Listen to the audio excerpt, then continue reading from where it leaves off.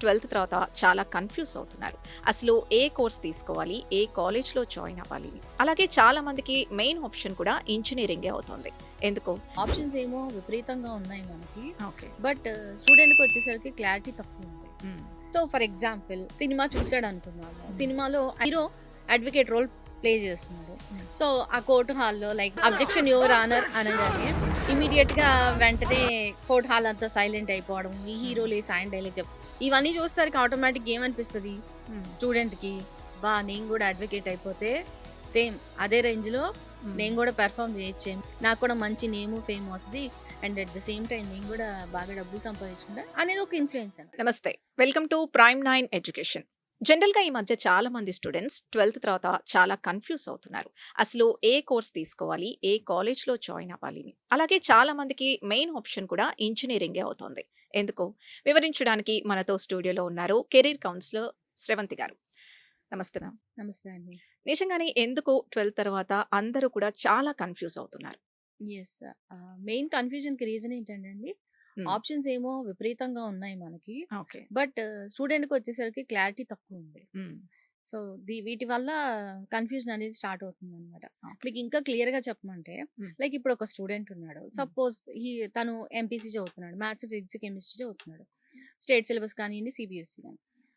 తను ఓన్‌గా తెలుసుకోవడమో, లేకపోతే కాలేజ్‌లో వాళ్ళు రికమెండ్ చేశారనో, ఆర్ పేరెంట్స్ చెప్పారనో, లేదు సమ్ ఇన్‌ఫ్లుయెన్సర్స్ చెప్పారనో, ఆర్ ఎవరైనా సక్సెస్‌ఫుల్ పర్సన్‌ని చూసినప్పుడో, హ్మ్.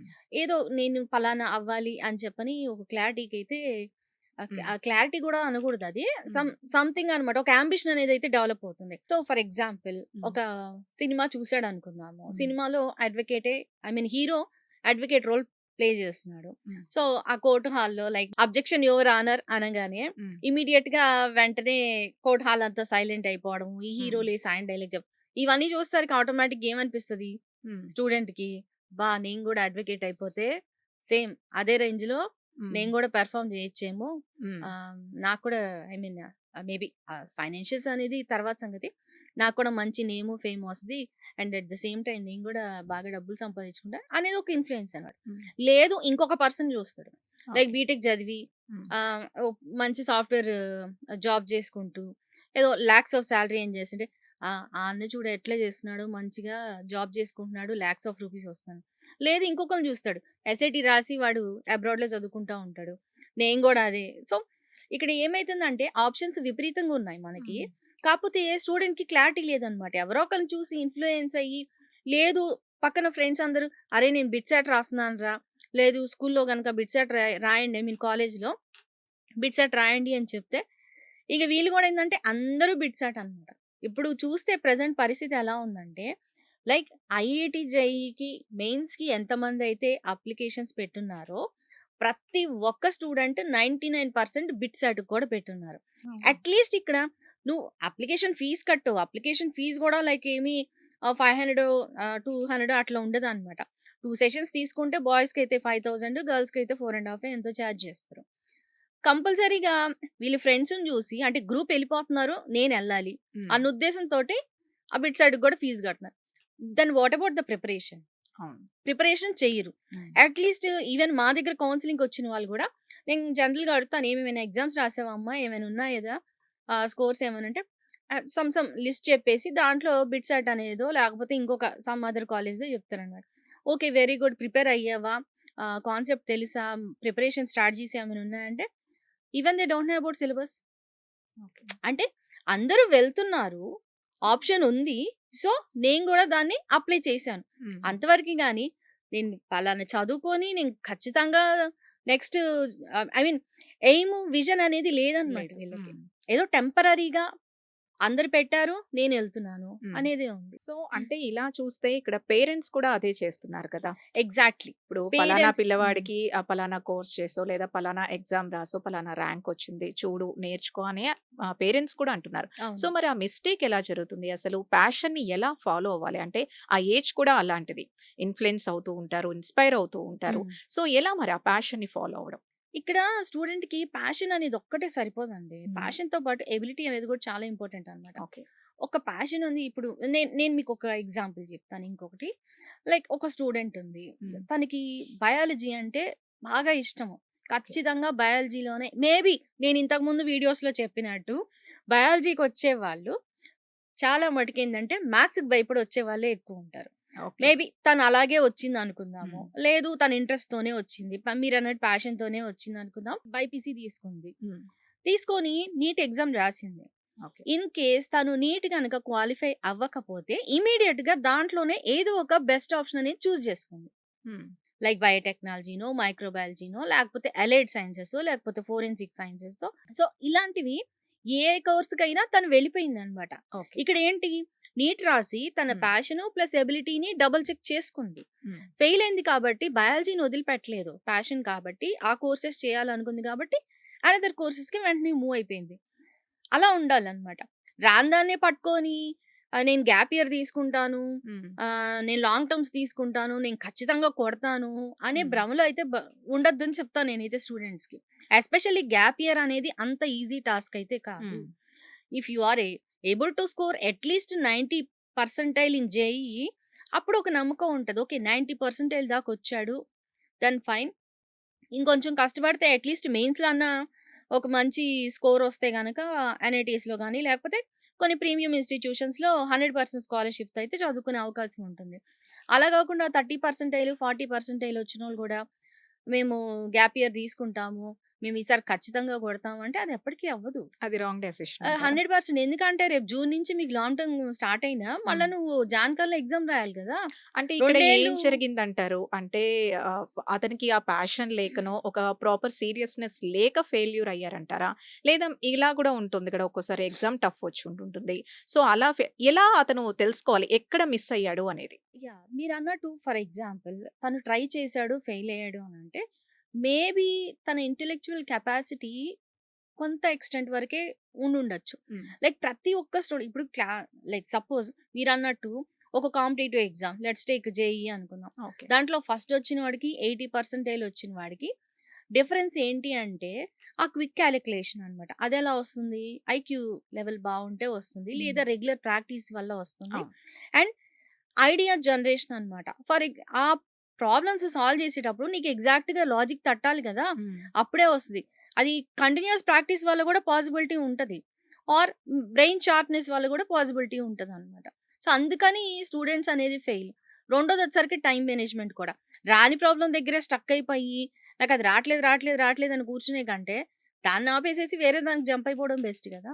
సో, అవును. ఇట్లాంటి చిన్న చిన్న టెక్నిక్స్ వల్ల కూడా స్కోరింగ్ అనేది బాగా తేడా వస్తుంది. అలాగే శ్రవంతి గారు ఇంకొక విషయం కూడా జరుగుతూ ఉంటుంది. జనరల్‌గా వాళ్ళ ఫ్రెండ్స్ ఎక్కడ జాయిన్ అయితే పిల్లలు కూడా గుడ్డిగా వెళ్ళిపోయి నేను అదే కాలేజ్‌కెళ్ళిపోతాను. నేను నా ఫ్రెండ్‌తోనే చదువుకుంటాను అంటారు. అవును. అక్కడ మరి అసలు ఇంట్రెస్ట్ గాని, ప్యాషన్ కానీ, మార్క్స్ కానీ చూడనవసరం లేదా?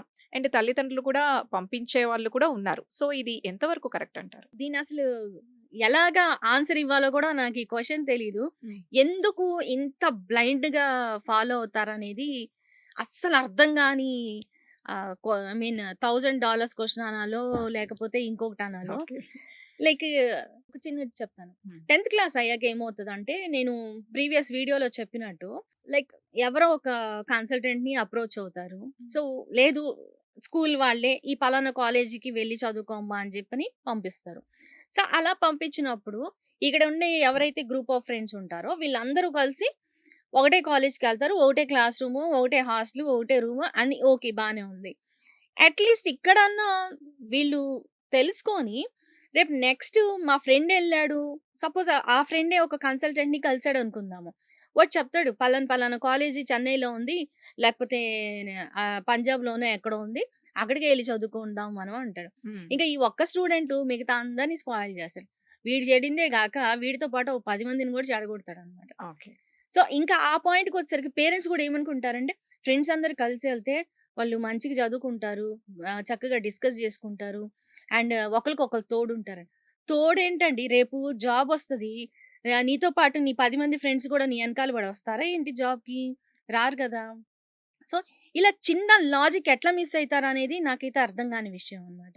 Okay. So, I don't recommend. ఇది చాలా చాలా తప్పు. అండ్ ఇంకా కన్సల్టెంట్ వాడు కూడా చెప్తాడు. "నువ్వు నీ ఫ్రెండ్‌ని తీసుకొని రా. నేను నీకేదైనా ఆ! ఫీజ్ తగ్గించడమో, లేకపోతే చిన్న చిన్న పర్క్స్ ఏమైనా ఇవ్వడమో" లైక్ సమ్ కమిషన్ టైప్ అన్నమాట. అలా కూడా చేస్తారు. గుడ్డిగా ఓకే. మాత్రం ఒకడిని జూసి దయచేసి ఫాలో అవ్వద్దు. అండ్ ఎస్పెషల్లీ పేరెంట్స్‌కి గూడా అదే జెప్తాను. మీ ఫ్రెండ్ పిల్లోడున్నాడు, లేదా మాకు తెలిసినోళ్ళ అబ్బాయి అన్నాడంటే, రేపు వాడికి జాబ్ రావడము, ఆ పిల్లోడు సెటిల్ అవ్వడం అనేది ఇంపార్టెంటే గానీ, లైఫ్ లాంగ్ ఫ్రెండ్ పిల్లలు, లేకపోతే ఫ్రెండ్సు వీళ్ళైతే తోడు రారండి. అది బాగా గుర్తుపెట్టుకోండి. దానివల్ల మీరు జేసే తప్పులు మీరు ఇన్నిన్ని లక్షలు పెట్టి చదివిస్తున్నా గూడా అసలు ఉపయోగమే లేకుండా అయిపోతుంది. ఓకే శ్రవంతి గారు. అసలు పేరెంట్స్ స్టూడెంట్స్ పట్ల అసలు వాళ్ళ రియల్ ఇంట్రెస్ట్ ఏంటి అనేది ఎలా తెలుసుకోవాలంటారు? ప్రెజెంట్ అయితే అండి హ్మ్. 90% పేరెంట్స్ స్టూడెంట్‌తో సంబంధం లేదండి యాక్చువల్లీ. ఆ! ఇక్కడ పేరెంటే మాట్లాడేస్తారనమాట. Even okay. మా దగ్గర కౌన్సెలింగ్‌కొచ్చినా గూడా హ్మ్. నేను స్టూడెంట్‌తో ఇంటరాక్ట్ అవుతున్నా, పేరెంటే చెప్తాడు. మా అబ్బాయికి ఆర్టిఫిషియల్ ఇంటెలిజెన్స్, మెషిన్ లెర్నింగ్ కోర్సే కావాలి అని. హ్మ్. చివరికి వాడి పర్సెంటేజ్ చూస్తే లైక్ 60% ఆర్ 70% ఉంటది. నువ్వు 60%, 70% తెచ్చుకున్నోడివి ఏఎంఎల్ కోర్స్ చేస్తాను, లేకపోతే డేటా సైన్స్ చేస్తాను, పెద్ద పెద్ద కంపెనీస్‌లో జాబ్స్ చేస్తాను అంటే అది అయ్యే పనే కాదు. ఓకే. ఓకేనా? హ్మ్. అసలు మీ బాబు నేనెప్పుడు చెప్పేది ఒకటే. కెపాసిటీని అంచనా వేసుకొని, స్టూడెంట్ కెపాసిటీని చెక్ చేసుకోండి 1కి 2 సార్లు. అప్పుడే జాయిన్ చేయండి. మీ మీ పాటికి మీరు డొనేషన్‌లు కడతారు. 10,00,000 కట్టి కూడా మీరు జాయిన్ చేస్తారు. నేను కాదనను. మీకు పెట్టుకునే స్తోమత ఉంది. మీ పిల్లోడినైతే పంపిస్తారు. కానీ ఆ పిల్లోడికి చదివే కెపాసిటీ ఎక్కడి నుంచొస్తుంది? లేదు. మీరేమన్నా ప్రిపరేటరీ కోర్సెస్ ఏమైనా నేర్పించి పంపిస్తున్నారా? అది జెయ్యరు. ఇప్పుడు సమ్మర్ బ్రేక్ అండి ఫర్ ఎగ్జాంపుల్. మార్చి 18కి ఆల్‌మోస్ట్ అందరికి ఎగ్జామ్స్ అయిపోయినాయి. ఆంధ్ర, తెలంగాణ వాళ్ళు తీసుకుంటే. అప్పటి నుంచి అసలు ప్లాన్ ఏంటి? హ్మ్. ఎప్పుడో జులైలో స్టార్ట్ అయ్యే ఇంజినీరింగ్‌కి, ఆగస్ట్‌లో స్టార్ట్ అయ్యే ఇంజినీరింగ్‌కి, కాలేజెస్‌కి ఈ గ్యాప్‌ని ఏం చేస్తున్నారంటే అన్నెసెసరీగా ఎగ్జామ్స్‌కి ఎన్‌రోల్ చేస్తున్నారు. లైక్ నేను చెప్పినట్టు వన్ ఆఫ్ ది ఎగ్జాంపుల్ బిట్‌సెట్. హ్మ్. నా దగ్గర ఓ స్టూడెంట్ కౌన్సెలింగ్‌కొచ్చింది. ఆ ఓకే. అమ్మాయి actually she is an average student. Just 80%, 75%. హ్మ్. అండ్ ఇంగ్లీష్ కూడా అంతంత మాత్రమే మాట్లాడుతుంది. ఓకే. మేబీ ఇంప్రూవ్ చేసుకుంటే బానే ఉంటది. హ్మ్. ఓకే. హ్మ్. ఆఫ్‌కోర్స్ షీ జస్ట్ కంప్లీటెడ్ 11థ్. ఓకే. నేను చెప్పాను నెక్స్ట్ ఇయర్ ఏమేమి ఎగ్జామ్స్ రాయాలనేది అట్‌లీస్ట్ జేఈఈ రాదు మనకి ఎలాగోను. రిమైనింగ్ టెస్ట్‌లన లైక్ సీయూఈటీ. హ్మ్. వన్ ఆఫ్ ది బెస్ట్ అనమాట. అంటే ఒక ఓకే. ఎగ్జామ్‌తో ఏ కోర్స్‌కైనా మనం వెళ్ళిపోయే అవకాశం ఉంది. One and only the test అనమాట. Okay. So, for all the courses okay. CUET. దానికి అప్లై చేసుకోమ్మా అండ్ కొన్ని కొన్ని ప్రైవేట్ ఇవి కూడా చెప్పాను. హ్మ్. అంటే, "మేడం మీరు బిట్‌సాట్ ఎందుకు చెప్పట్లేదు? బిట్‌సాట్ అసలు చాలా ఇది కదా!" ఓకే. బిట్‌సాట్‌కెళ్ళే కెపాసిటీ మనకి లేదప్పుడు, హ్మ్. మనమెందుకు వాడికి 5,000 కట్టడము? అవును. అట్‌లీస్ట్ మనకు ప్రిపరేషనే తెలీదు. సిలబస్ హ్మ్. తెలీదు. హ్మ్. వాళ్ళందరూ కడుతున్నారు. బిట్‌సాట్ మంచిది అంటారు. బిట్‌సాట్ మంచిదే. కాపోతే మనకు మంచిదా కాదా? హ్మ్. జస్ట్ లైక్ అది కూడా మెడిసిన్ లాంటిదే. అవును. విటమిన్స్ డెఫిషియన్సీ ఉన్నాడు. విటమిన్స్ యేసుకుంటే బానే ఉంటది. అన్నీ ఫుల్ పర్ఫెక్ట్‌గా ఉన్నోడు విటమిన్స్ యేసుకుంటే పైకి పోతాడనమాట. సో, ఇట్లా అన్నెసెసరీవి మన పక్కన పెట్టి, మనకేది సూటబులో లేదు ఒక కోర్స్‌కి మనం వెళ్ళాలనుకున్నప్పుడు ప్రిపరేటరీ కోర్సెస్ హ్మ్. అన్నమాట. హ్మ్. లైక్ ఈ హాలిడే బ్రేక్‌లో గనక కంప్లీట్‌గా వీళ్ళు సపోజ్ నిజంగా వాళ్ళు అనుకున్నట్టు ఏఎంఎల్‌కెళ్ళాలి లేదా డేటా సైన్స్‌కెళ్ళాలంటే దానికి సంబంధించిన కోర్సెస్ అన్నమాట. లైక్ పైథాన్ లాంగ్వేజ్ నేర్చుకోవడము, సి ప్రోగ్రామింగ్ ఆర్ మ్యాథమెటిక్స్ హ్మ్. ముందుగానే మనం ప్రిపేర్ అయితే ఎళ్ళినప్పటికి మనకంత బర్డెన్ అనిపిచ్చదు. సో, మనం ఫోకస్ చేయడానికి కూడా అవకాశం అయితే ఉంటది. And at okay. The same time parent గూడా ఇక్కడే మీరు డబుల్ చెక్ చేసుకోవచ్చు. వాడు ఏఎంఎల్‌కి సూటబుల్ అనుకుంటే గనక ట్రై చేయొచ్చు. సూటబుల్ కాదంటే వేరే కోర్సెస్ తీసుకోవచ్చు. ఓకే. ఇప్పుడు మీరు చెప్పినట్టుగా మీ దగ్గరకొస్తున్న పేరెంట్స్ కానీ, కౌన్సెలింగ్‌లో చెప్తోంది కూడా ఎక్కువగా ఏఎంఎల్ కానీ, డేటా సైన్స్ కానీ, అదర్ సీఎస్ రిలేటెడ్ కానీ. సో, వీటికే ఫ్యూచర్ ఉన్నట్టా? అంటే మిగతా కోర్సెస్ సంగతేంటసలు? అదే అండి. Lack of awareness. హ్మ్. మనము ఒకవేళ ఈ కోర్సెస్ ఉన్నాయండి జాయిన్ అవ్వండి అని చెప్పినా గూడా, పలానోళ్ళు కంప్యూటర్స్ చేసినోడే గొప్పన్నాడు మేడం. ఆ! సో, మా అబ్బాయిని మేము అందులోనే జాయిన్ చేస్తాం. అని చెప్పే గదా! మొన్నేం జరిగింది ఒరాకిల్. హ్మ్. 30,000 మందిని తీసేస్తే ఎవరేం చేయగలిగారండి? అవును. అందుకే నేనెప్పుడూ చెప్పేది బ్లైండ్‌గా ఆ ట్రెడిషనల్ వే ఆఫ్ ఎడ్యుకేషన్‌ని వదిలిపెట్టండి. హ్మ్. ఇంటర్ డిసిప్లినరీ కోర్సెస్‌కి వెళ్ళండి. కర్మగాలి ఏదైనా ఒకటి జరిగి మనకు పోతే ఇంకో కోర్స్ అన్నా మనకు హెల్ప్ చేస్తది అట్‌లీస్ట్.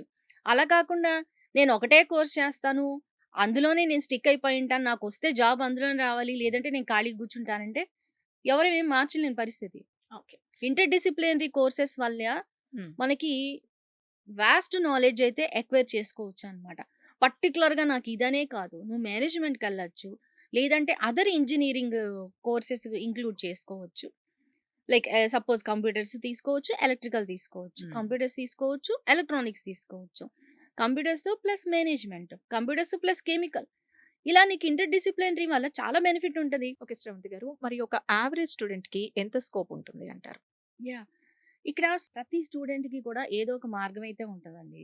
ఈ 60% వచ్చినా, 40 హ్మ్. వచ్చినా కూడా ప్రతి స్టూడెంట్‌కి ఏదో ఒక ఆప్షన్స్ అయితే ఖచ్చితంగా ఉంటాయి. ఓకే. కాకపోతే అవి మనం తెలుసుకోవాల. హ్మ్. అందరూ పోయిన దారిలోనే నేను పోతాను అంటే నువ్వు ఖచ్చితంగా పడిపోతావు. నువ్వు ఓకే. ఫెయిల్ అయితే అవుతావు కన్ఫర్మ్ అది. అది నువ్వు యాక్సెప్ట్ చేయలేవు. బట్ నువ్వు రియాలిటీ అయితే అదే అనమాట. ఖచ్చితంగా అయితే మనకు పోతది. మనకు మ్యాథ్స్ రానప్పుడు కంప్యూటర్ సైన్స్ తీసుకోనో, లేకపోతే ఇంజినీరింగ్ ప్రోగ్రామ్స్ తీసుకొని ఏం చేస్తారు చెప్పండి?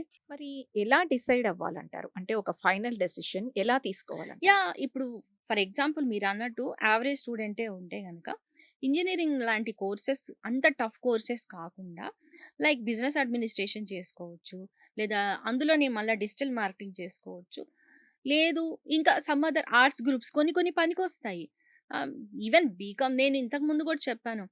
ఫైనాన్స్ మీద కూడా మంచి మంచి కోర్సెస్ అవును. ఉన్నాయి. హ్మ్. అలాంటిది ట్రై చేయొచ్చు కదా! రాని సబ్జెక్ట్‌నే పట్టుకొని వాళ్ళు చేశారు, వీళ్ళు చేశారు, ఆళ్ళెవరో చెప్పారని చెప్పి వాటి మీదే స్టిక్ అయితే మాత్రం యూజ్ లేదు. అల్టిమేట్‌గా నువ్వు నష్టపోయేది. 4 రోజులు అంటారు, "ఈ కోర్స్ ఎందుకు తీసుకున్నావురా?" అని ఆబ్వియస్‌గా. అందరూ ఒక దారిలోనే ఎళ్తున్నారు. నువ్వెందుకు డిఫరెంట్ అని చెప్పని. హ్మ్. అలాగే శ్రవంతి గారు జేఈఈ, సీఎల్ఏటీ, సాట్ ఇలా అన్నీ ప్రిపేర్ అవ్వాల్సిందే అంటారా? అసలొద్దండి. అదే అంటుంది. హ్మ్. ముందు క్లారిటీ అనేది తీసుకోవాల. ఓకే. నువ్వు జేఈఈకెళ్ళాలనుకుంటే ప్రిపేర్ ఫర్ జేఈఈ. హ్మ్. సాట్ అనేది అసలు అది స్ట్రెస్ ఫ్రీ అనమాట నన్నడిగితే.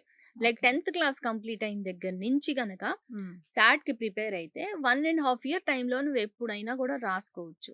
సాట్ అనేది కేవలం అబ్రాడ్ ఎడ్యుకేషన్‌కే పరిమితం అనుకుంటారు కానీ, త్రూ సాట్ ఏంటంటే మనకి ప్రపంచంలో ఏ కాలేజీకైనా ఎలిజిబిలిటీ అయితే వస్తుంది.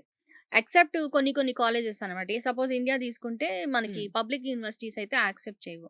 Like okay. ఐఐటీస్ కానీ, ఎన్ఐటీస్ కానీ, ట్రిపుల్ ఐటీస్ కానీ ఇవైతే యాక్సెప్ట్ చేయవు గానీ, ప్రైవేట్ ఇన్‌స్టిట్యూషన్స్‌కి ఆల్‌మోస్ట్ ఇప్పుడు సాట్ ఒక్కటే సరిపోతుంది. నేను అందుకే ఈవెన్ మన ఛానల్ ద్వారా కూడా SAT training programmes, IELTS training programmes and python language, C language ఇవి కూడా పెట్టామనమాట. And also special languages like French, Spanish గూడా పెట్టాము. And okay. కోర్సెస్ కూడా రన్ అవుతున్నాయి. ఈ ఓకే. గ్యాప్ చాలా ఉంటదండి. తెలియకనే యుటిలైజేషన్ చేసుకోక వెళ్ళాక సఫర్ అవుతారనమాట. ఓకే. అందుకే ప్రీ ప్లానింగ్ అనేది ఇంపార్టెంట్. శ్రవంతి గారు మరి యూజీ కోర్సెస్‌కి అయ్యే ఫీస్‌కి రిటర్న్ ఆన్ ఇన్వెస్ట్‌మెంట్ ఎంతుండొచ్చు? అది డిపెండ్స్ అపాన్ కాలేజ్. హ్మ్.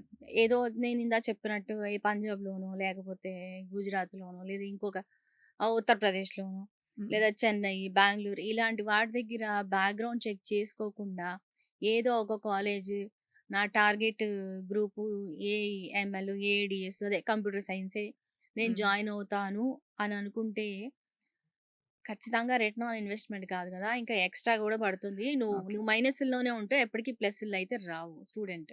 కాలేజ్‌లో జాయిన్ అయ్యేటప్పుడు కంపల్సరీగా నువ్వు బ్యాక్‌గ్రౌండ్ వెరిఫికేషన్ నువ్వు చేసుకోవాలి.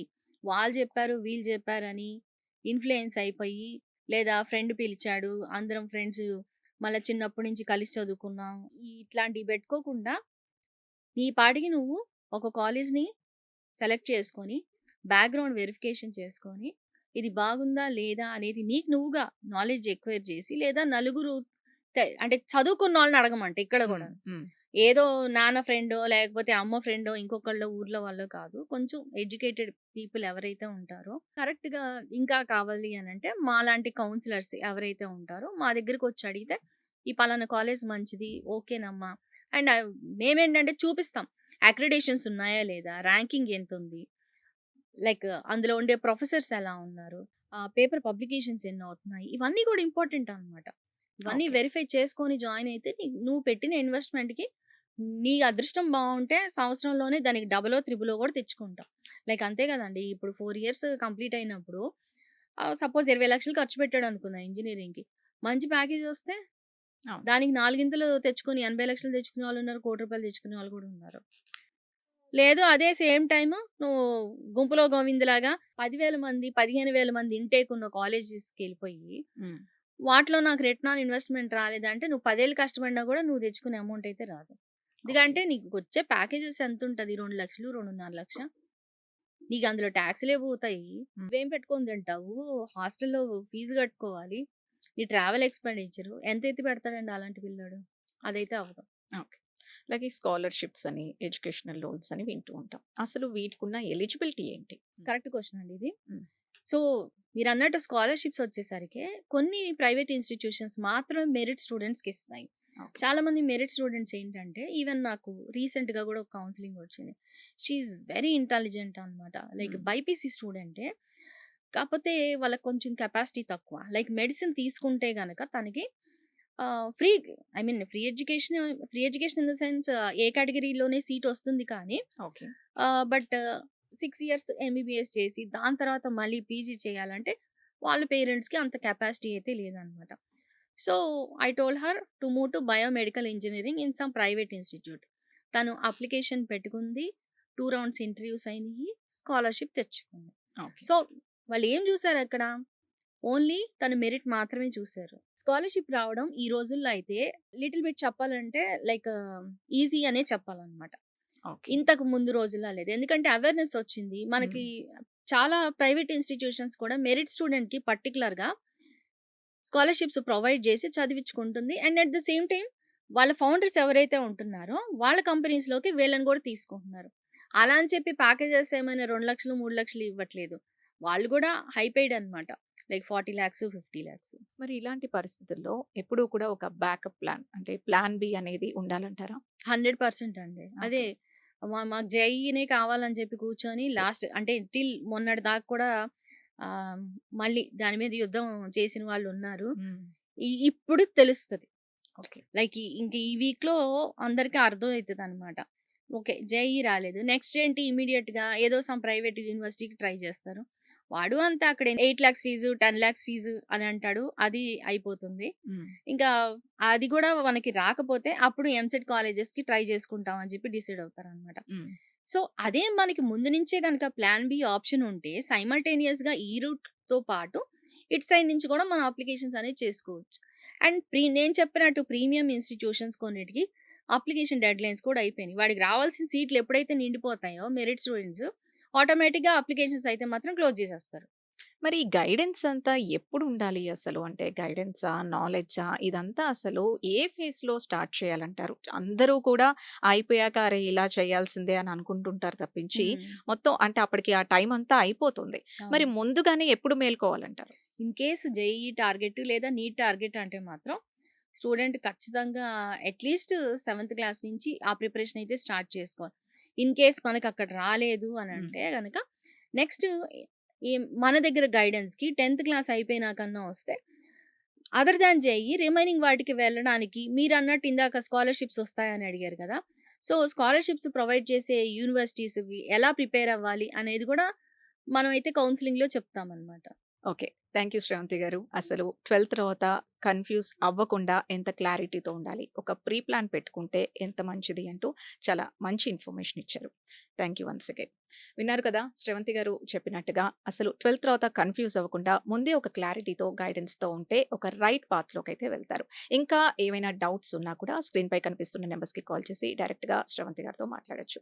ఇది ఇవాల్టి ప్రైమ్ 9 ఎడ్యుకేషన్ స్పెషల్ ఎపిసోడ్. మరొక ఎపిసోడ్‌తో మళ్ళీ కలుద్దాం. Keep watching prime 9.